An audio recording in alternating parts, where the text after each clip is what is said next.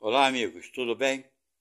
Estamos de volta aqui para darmos continuidade à nossa leitura e estudo do livro dos Espíritos. Então, nós havíamos parado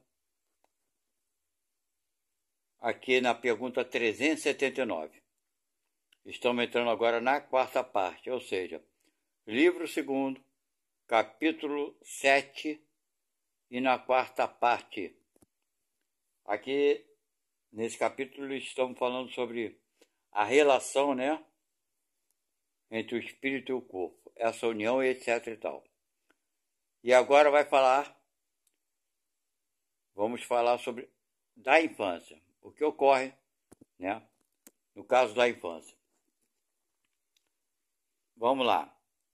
A pergunta é a seguinte: o espírito que anima o corpo de uma criança é tão desenvolvido como o de um adulto? Resposta: pode ser mais, se mais progrediu. Está perguntando aqui. Quer dizer, o espírito de uma criança pode ser mais desenvolvido que o espírito de uma pessoa que já é adulta, daquele que já está vivo, seus pais, por exemplo. Então a resposta é a seguinte: pode ser mais, se mais progrediu.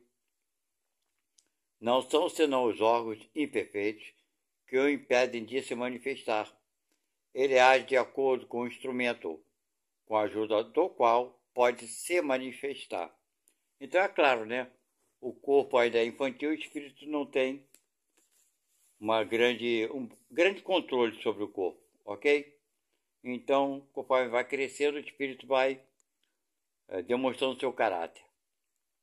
E pode ser muito mais evoluído que o espírito do pai, claro, ou dos adultos. Pergunta 380. Em uma criança de tenra idade, o espírito pondo-se de lado, o obstáculo que a imperfeição dos órgãos opõe à sua livre manifestação, pensa como uma criança ou um adulto? Quer dizer, o espírito da criança terra, se houver alguma imperfeição, o espírito, como é que ele deve pensar? Resposta: quando ele é criança, é natural que os órgãos da inteligência, não estando desenvolvidos, não podem lhe dar a intuição de adulto. Já falou isso ali antes, Ele tem como efeito a inteligência muito limitada, enquanto a idade faz amadurecer sua razão. A perturbação que acompanha a reencarnação não cessa subitamente no momento de nascer. Ela não se dissipa senão gradualmente com o desenvolvimento dos órgãos. Uma observação vem em apoio desta resposta. É que os sonhos em uma criança não têm o caráter dos de um adulto. Seu objetivo é quase sempre pueril, o que é indício da natureza das preocupações do espírito. Então, meus amigos, aqui nós vamos ver lá na frente outras informações que o espírito, que está habitando aquele corpo ainda infantil, ele só vai estar completamente ligado ao corpo a partir dos seus 7 anos de idade. Geralmente, tá? Um pouco mais, um pouco menos.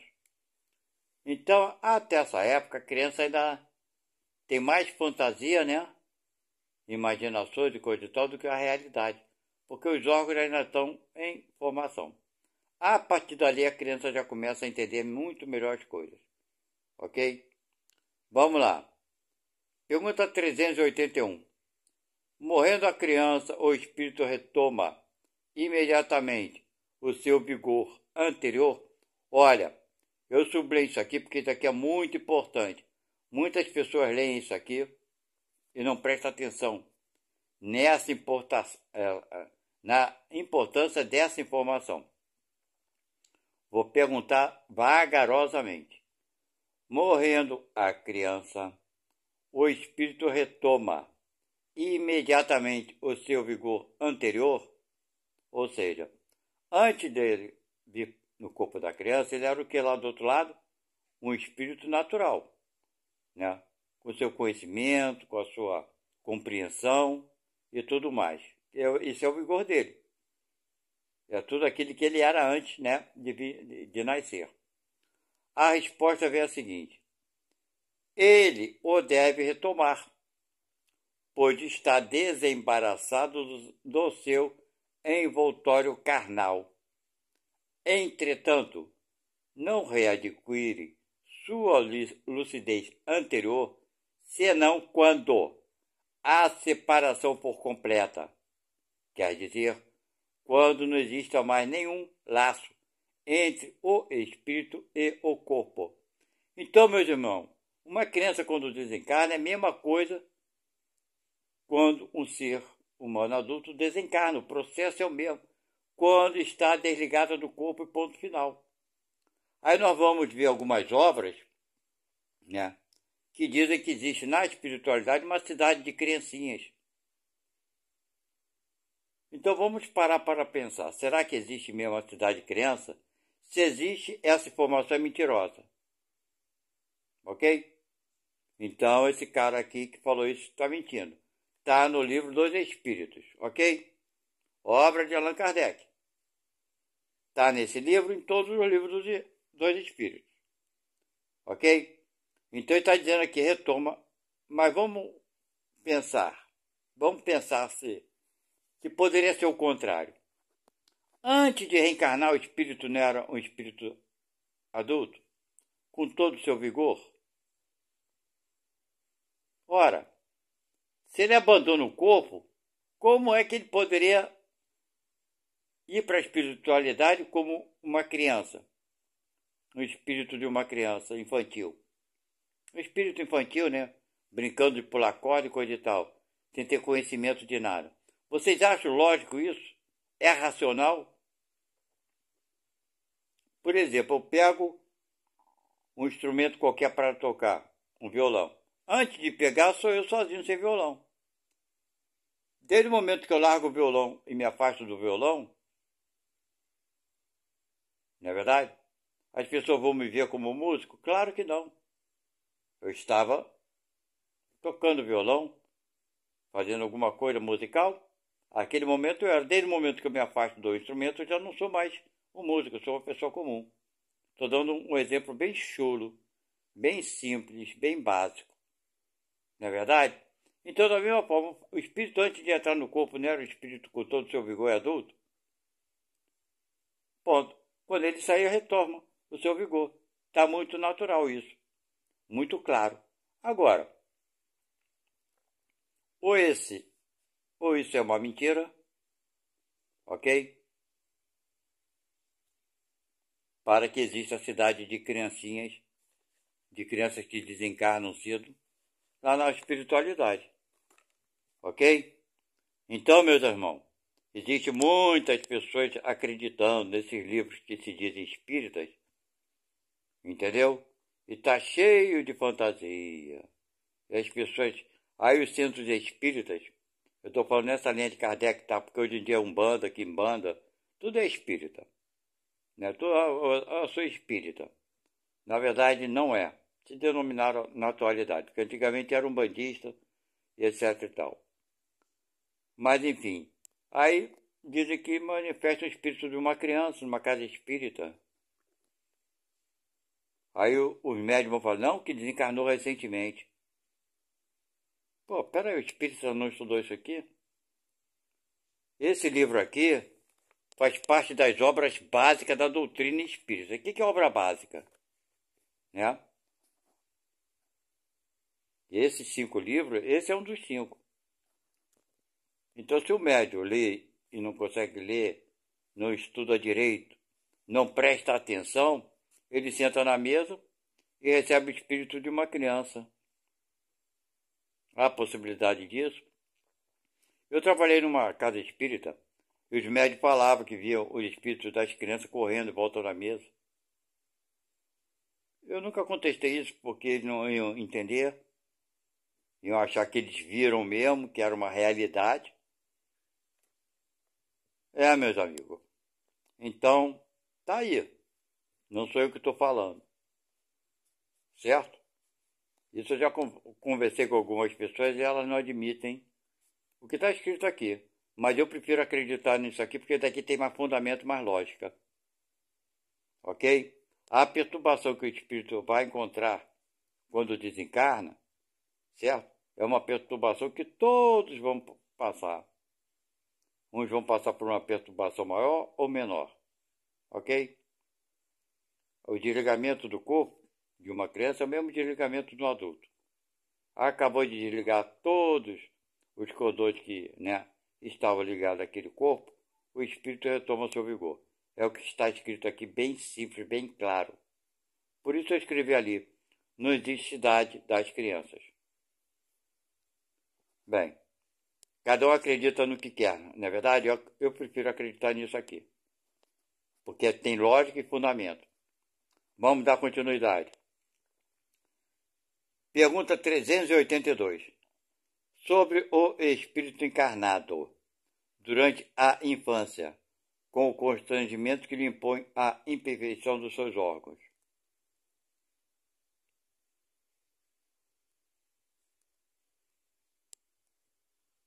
Não entendi essa pergunta, não. Sobre o espírito encarnado durante a infância, acho que não. Acho que não é com constrangimento. Sofre o constrangimento, que lhe impõe a imperfeição dos órgãos, sofre. Esse com aqui está errado. Sobre o espírito encarnado durante a infância, sofre o constrangimento que lhe impõe a imperfeição dos órgãos, porque ainda é criança? Resposta: não. Esse estado é uma necessidade, é natural e, segundo as vistas da providência, é um tempo de repouso para o espírito. Vocês estão vendo? É uma coisa natural. O espírito não fica ali bolado porque está no corpo infantil. Lógico que não, né? Ele está gozando daquele estado infantil, né? O corpo, ele vai aproveitar. Tipo assim, o repouso para o espírito realmente. Pergunta: qual é para o espírito a utilidade de passar pelo estado de infância? Qual é a utilidade? Resposta: o espírito se encarnando para se aperfeiçoar é mais acessível durante esse período às impressões que recebe e que podem ajudar o seu adiantamento, para o qual devem contribuir aqueles que estão encarregados da sua educação. Quer dizer, nesse estado o espírito fica mais, como ele fala aqui, acessível, né? Suscetível a aceitar a educação, ele tem menos, ele tem mais inocência, né? Menos maldade, ele acredita mais nas coisas, não é verdade? Então os pais que são responsáveis pela educação, que estão encarregados, devem fazer o melhor, né? Se preocupar com esse espírito, dando-lhe educação, uma boa educação. Porque é mais fácil, né? Aí tem pais que são relapsos, né? Deixa a criança fazer o que quer. Depois que fica adulto, quer dominar aquela índole negativa do filho. Aí não consegue, minha gente. Aí existem esses problemas terríveis que a gente vê no noticiário, né? Toda hora na televisão. Vamos lá, pergunta 384. Por que as primeiras crises da criança são de choro? É lógico, né? Não sabe falar, vai chorar. Ora. Vamos lá. Para excitar o interesse da mãe e provocar as atenções que lhe são necessárias. Não compreendes que se ela tivesse apenas crise de alegria, quando ainda não sabe falar, poucos se inquietariam com suas necessidades? A admirar em tudo a sabedoria da providência. Claro, a criança não sabe falar. Está sentindo mal-estar, vai chorar. Para chamar a atenção de que ela está precisando de alguma coisa. Não é verdade? Nós adultos não choramos, nós chegamos e reclamamos. Ou buscamos algum tratamento quando estão passando mal, alguma doença. Vamos lá. De onde provém a mudança que se opera no caráter a uma certa idade e, particularmente, ao sair da adolescência? É o espírito que se modifica?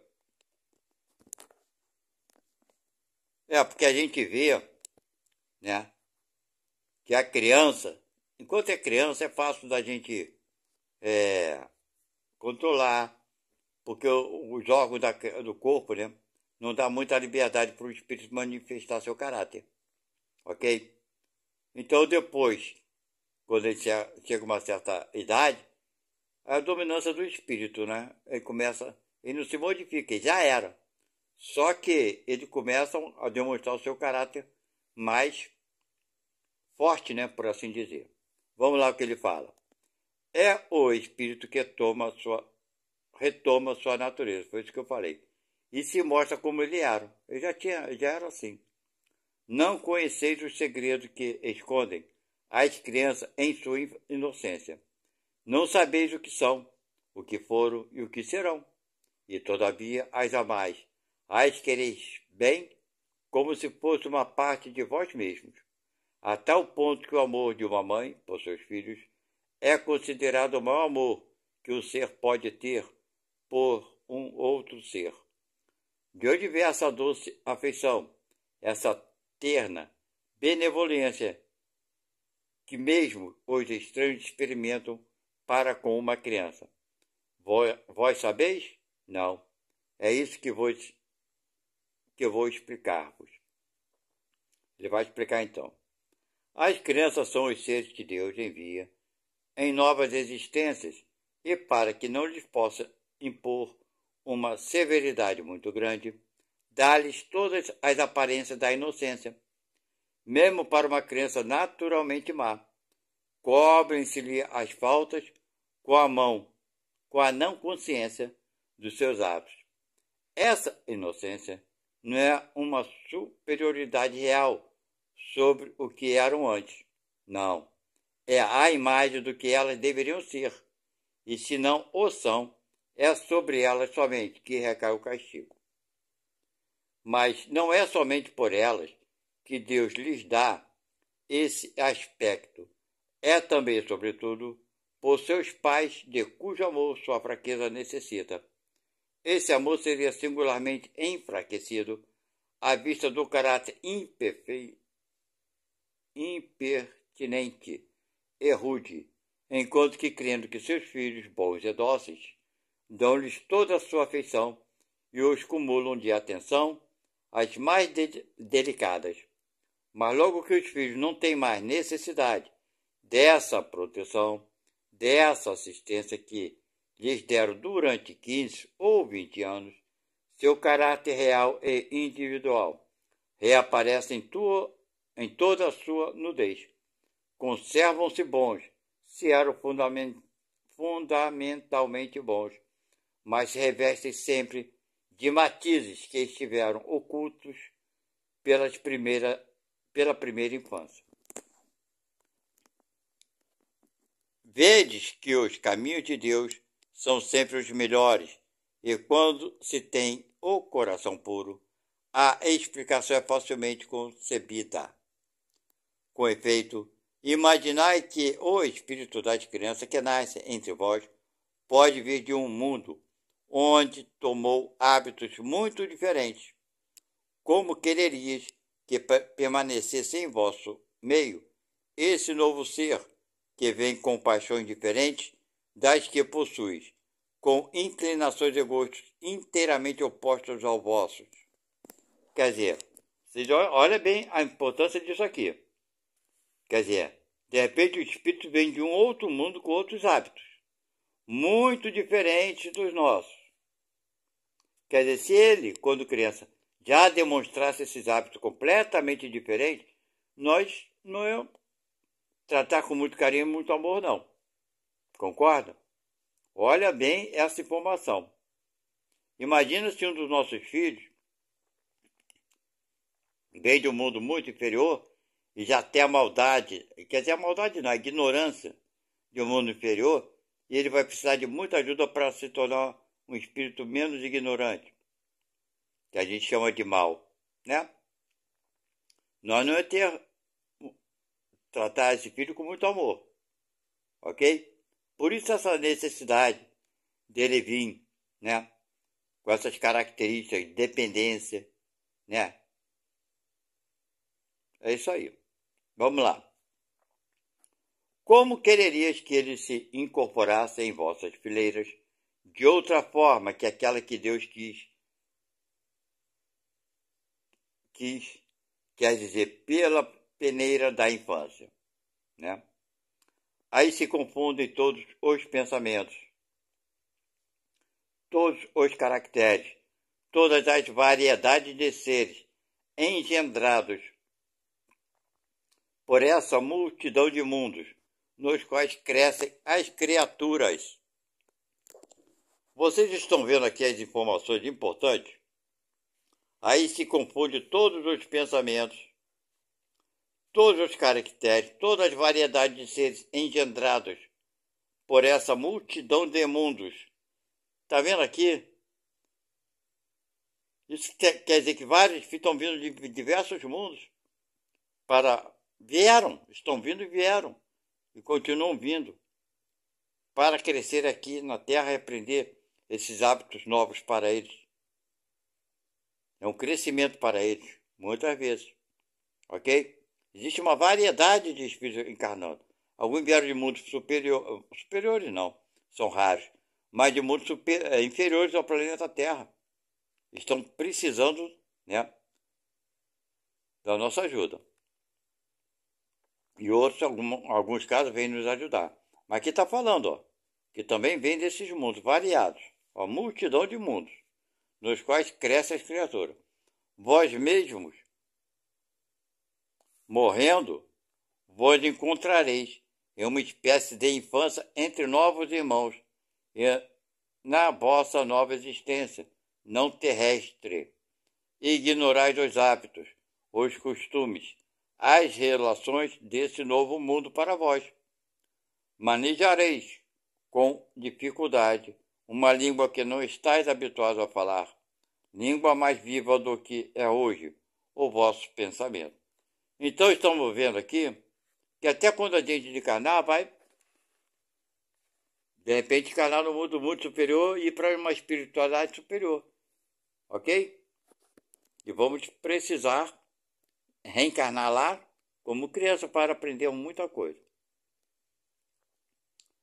Agora vamos... Ele continua falando. A infância tem ainda uma outra utilidade. Os espíritos não entram na vida corporal senão para se aperfeiçoar, se melhorar. A fraqueza da pouca idade os torna flexíveis, acessíveis aos conceitos da experiência e daqueles que os devem fazer progredir. É quando se pode reformar seu caráter e reprimir-lhes as más inclinações. Tal é o dever que Deus confiou aos pais, missão sagrada pela qual deverão responder. Por isso, a infância não é somente útil, necessária, indispensável, mas ainda ela é a consequência natural das leis que Deus estabeleceu e que regem o universo. Então vocês estão vendo que essa parte infantil não é só no planeta Terra não, tá? Existe sim a informação que em certos planetas a idade infantil é muito menor o tempo do que no nosso planeta Terra. Alguns espíritos já deram informações que em 6 meses lá nesses planetas mais evoluídos do que o nosso planeta Terra, a inteligência deles chega ao ponto comparado aqui ao homem de 30 e poucos anos de idade. Isso para vocês verem, 6 meses de vida, hein? Então a infância, de acordo com cada planeta, né? Com a necessidade, claro, evidentemente. Tudo isso é uma questão de necessidade. Vai ter uma infância menor ou maior. Certo? Vamos lá. Simpatias e antipatias terrestres. Deixa eu ver se esse parágrafo for muito grande. Parágrafo não. Esse parecer. Eu vou parar, porque senão eu acho que dá para dar continuidade. Para encerrar a ideia, né? Procurar fazer sempre assim, que fica melhor para a gente entender melhor as coisas. Vamos lá. Simpatias e antipatias terrestres. Né? Aquilo que nós temos, né? Pergunta 386. 2 seres que se conhecem e se amam. pode se encontrar em uma outra existência corporal e se reconhecerem? Resposta: reconhecer-se, não, mas ser atraído um para o outro, sim. Frequentemente, essas ligações íntimas fundadas sobre uma afeição sincera não têm outra causa. Dois seres se aproximam um do outro por circunstâncias aparentemente fortuitas, mas que são o fato da atração de dois espíritos que se procuram na multidão. Isso acontece muito, né? A gente namora alguém, vai casar, e coisa e tal, gosta de alguém, seja lá. Então a gente é atraído por causa da simpatia, por causa daquilo que foi preparado também numa vida anterior. E às vezes um amigo, um colega, a gente tem uma simpatia muito grande. Vamos lá, isso mostra que nós já nos conhecemos de vidas passadas. Agora vamos lá, ele pergunta então: não seria mais agradável para eles se reconhecerem? Essa pergunta, né? Seria melhor, ei, cara, como é que tá você de outra vida? É mesmo, cara. Pô, se eu reconhecesse assim, é também se reconhecer de outras coisas, né? Que não seria tão bom assim, né? Vamos lá. Nem sempre. A lembrança de existências passadas teria inconvenientes maiores do que acreditas. Depois da morte, eles se reconhecerão e saberão o tempo que passaram juntos. Ok? Então nem sempre é muito conveniente. 387. Pergunta: a simpatia tem sempre por princípio um conhecimento anterior? Resposta: não. Dois espíritos que se compreendem procuram-se naturalmente, sem que tenham se conhecido como homens. Isso é natural. 388. Os encontros que ocorrem algumas vezes de certas pessoas e que se atribui ao acaso não seria o efeito de uma espécie de relações simpáticas?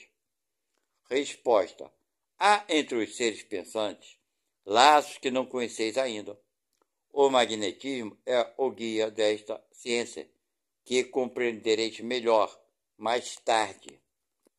Então, meus irmãos, é simpatia, não tem jeito, a atração das energias. Vamos lá, 389. De onde provém a repulsa instintiva que se experimenta por certas pessoas a primeira vez? É das mesmas energias que se repelem também, né? A gente sente que aquele irmão tem energia contrária à nossa, ele se repele. E também de vidas passadas. Vamos lá. Espíritos antipáticos que se adivinham e se reconhecem se falarem. Quer dizer, um pensa diferente, já sabe que não vai dar certo, né? Então se repelem. 390. A antipatia instintiva é sempre um sinal da natureza má? Claro que não, né? Simplesmente porque os dois não se combinam, não concordam em muitas coisas, só isso. Dois espíritos não são necessariamente maus, porque não se simpatizam. A antipatia pode nascer da dessemelhança na maneira de pensar, mas à medida que eles se elevam, as diferenças se apagam e a antipatia desaparece. É a coisa da época, do momento, né? Você é um fanático torcedor de um time, o outro é fanático torcedor do outro time, certo? Vocês vão procurar se evitar, né? Principalmente se for no mesmo estádio. Não vai ficar na mesma arquibancada torcendo, né? Ele do teu lado, você torcendo para o time e torcendo para o outro. Claro que não, né? Vai procurar se evitar. Então, estou dando um exemplo aqui. Mas, no futuro, quando eles entenderem que isso é tudo besteira, né? Quando um dos dois times for participar do campeonato que seja mundial, praticamente é do mesmo país e vão acabar se unindo. Na verdade, é mais ou menos o que ele fala aqui. No final, a antipatia desaparece. Vamos lá. Pergunta 391. A antipatia entre duas pessoas nasce, em primeiro lugar, naquele que tem o espírito pior ou melhor. Já falou lá, não tem nada de pior ou melhor. Em um e em outro, mas as causas e os efeitos são diferentes. Um espírito mau tem antipatia contra qualquer um que eu possa julgar e desmascarar. Vendo uma pessoa pela primeira vez, ele sabe que vai ser desaprovado. Seu afastamento se transforma em ódio, em ciúme, e lhe inspira o desejo de fazer o mal. O bom espírito tem repulsa pelo mal, porque sabe que não será compreendido e que não partilham os mesmos sentimentos. Mais seguro de sua superioridade, não tem contra o outro nem ódio, nem ciúme, contentando-se em evitá-lo e lastimá-lo. Então, tem vários motivos. Aqueles outros que não tem nada de bom ou mal. Mas o mal pode repelir o bom porque tem medo de ser desmascarado. E o bom vai evitar para evitar de aborrecimento. Só por esse motivo, mas não vai ficar com raiva do outro, claro que não. Isso é o bom espírito. Ok? Então, meus amigos, muito obrigado por vocês estarem aqui. Aqui que está assistindo nosso vídeo aqui pela primeira vez. Muito obrigado. Nós sempre estamos lendo esse livro. E sempre eu dou meu parecer aqui e vocês vão analisando, né, junto comigo, conforme eu estou fazendo. Ok? E para entendermos um pouco melhor. Aceitarmos ou não aceitarmos o que está aqui. Vai ter coisas aqui que eu já falei anteriormente, que eu não vou concordar. Certo? Eu sou espírita porque eu aceito essa doutrina como a religião que mais me esclarece das coisas. Mas não sou obrigado a concordar com tudo que os espíritos falaram. É um direito meu, certo? É um direito de vocês concordarem com as coisas que estão escritas aqui ou não. E vocês vão pensar por vocês mesmos. Não é porque está aqui, porque se torna sagrado. Ah, está lá escrito, então é porque é. Não, daqui foram informações trazidas pelos espíritos. É o que eles acreditam que seja a visão deles. É claro que essas informações que são trazidas, nenhum espírito desse aqui, que foi tudo filtrado por Kardec, por um trabalho feito durante 10 anos, não estão dando essas informações, acredito eu, com o interesse de nos enganar. Não, não é isso. Mas muitas vezes eles estão enganados porque eles acreditam que é daquela forma. Eu não aceito certas coisas. Certo? Como eu sempre falo, vou repetir. Não estou certo em tudo. É o meu jeito de pensar, é esse. Ok? Quando fala aqui, nesse livro, qualquer obra da doutrina espírita, qualquer dos 5 livros que formam a base da doutrina, quando algum irmão falar punição de Deus, castigo de Deus, eu não acredito nisso. Porque aqui mesmo a gente vê informações que nós escolhemos a vida que vamos levar aqui na Terra. Nós fazemos as escolhas. Então, se eu escolhi vir assim, passar por isso ou por aquilo, não é castigo algum. Fui eu que fiz a escolha de passar por isso para aprender, para evoluir. Ok? Então, galera, muito obrigado, como eu falei antes. Não vou pedir like nem se inscrever no canal. Se vocês acharam por bem fazer, muito obrigado. E eu sempre falo, porque enfim, caso vocês se inscrevam e dê um like, vai ajudar outra pessoa. Se isso ajudou a vocês, claro, então vocês estarão ajudando muita gente. Valeu, gente. Obrigado. Tchau.